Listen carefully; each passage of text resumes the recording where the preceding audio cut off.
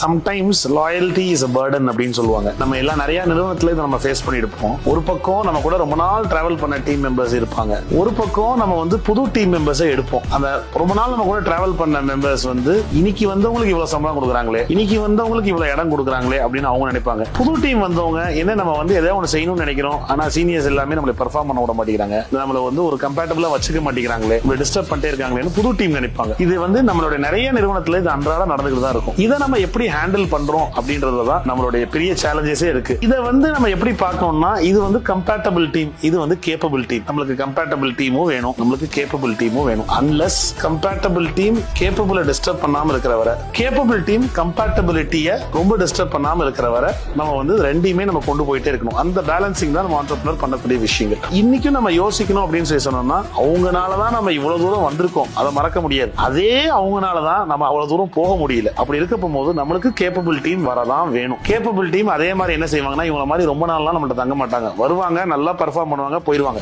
So அரசனை நம்பி புருஷனையும் விட முடியாது. அப்படி இருக்க போது திருப்பி வேற டீம் அதே மாதிரி இன்னொரு கேப்பபிள் டீம் வரும், நல்லா பெர்ஃபார்ம் பண்ணுவாங்க, போயிடுவாங்க. அவங்க அப்படிதான் இருப்பாங்க. கம்பேட்டபிள் டீம் கொஞ்சம் லெஸ் பெர்ஃபார்மிங்கா தான் இருக்கும், ஆனா லாயலா இருப்பாங்க, நம்ம கூட ரொம்ப நாளா இருப்பாங்க. And it is only because of the compatible team we are unable to reach there. So இதையும் மைண்ட்ல வச்சுட்டு கேப்பபிள் டீமுக்கான ஒரு என்விரான்மெண்ட் உண்டாக்கி ஒரு ஹெல்தி HR என்விரான்மெண்ட் நம்ம ஆர்கனைசேஷன்ல கொடுக்கும் போது நம்ம நல்லா grow ஆக முடியும்.